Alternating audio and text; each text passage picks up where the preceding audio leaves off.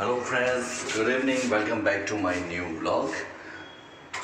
તો અત્યારે હું છે ને બાઇક લેવા જાઉં છું. આપણે દરરોજ સાંજે જ મળે છે, બધા બ્લોગર સવારે મળે, ગુડ મોર્નિંગ કરે, આપણે ગુડ ઇવનિંગ કરીએ.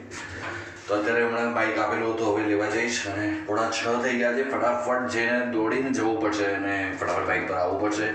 જીમ ટાઈમ પર ખોલવું પડશે અને રોજા ભાઈ બધા આવી જશે અને ભાઈ તો અત્યારે ફટાફટ ભાગવું પડશે યાર. છેલ્લી ઘડીએ બધું થતું હોય ને સાંજે રમરમાટ દોડીને જવું પડશે યાર. કોઈ વ્હીકલ બી જોડે હોત ને તોય વાંધો ના હોત કે ફટાફટ બીજાના બાઇક પર કે સ્કૂટર ઉપર પહોંચી યાર ફટાફટ.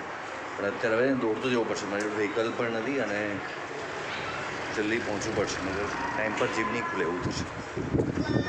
સારું, ચલો મળીએ થોડી વારમાં. બાઇક લઈને આવું, દોડવું પડશે, માસ્ક લગાવીને, એટલે બહુ વાત નહીં કરી શકું હા.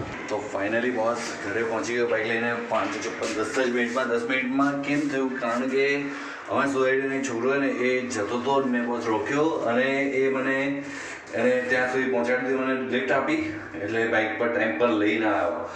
પણ બીજો એક પ્રોબ્લેમ એ થયો કે બાઇકમાં પેટ્રોલ 0 થઈ ગયું. જેવો સોસાયટીમાં પહોંચ્યો ને એવું જ બંધ બાઇક, આવું થયું.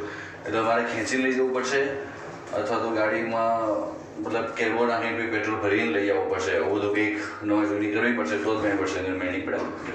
હું કહેતો ને ખબર આના પહેલાં એકવાર કે પેટ્રોલમાં દર વખતે ખાલી થઈ જાય, તો આ વખતે એકદમ ઘટી ગયો. ચાલશે કરવામાં બાઇકમાં પેટ્રોલ 0 થઈ ગયું. આવું ચલો જવું પડશે ને જીમ મળીએ. હવે બાળક છે ને હોવા નાના સરદારજી, એને બોડી બનાવવાનો સખત શોખ છે, જબરદસ્ત. જ્યારે આવે ને ત્યારે આમ એનું ફેવરેટ ક્યાં ગયું પેલું એરું આ સામે દેખાય ને, બસ આવું સામે, બસ એનાથી વર્કઆઉટ ચાલુ કરી દે છે. નહીં ભાઈ, બોડી બનાવીએ ને જોરદાર, બોડી બનાવીએ ને જોરદાર. હે હવે બોલ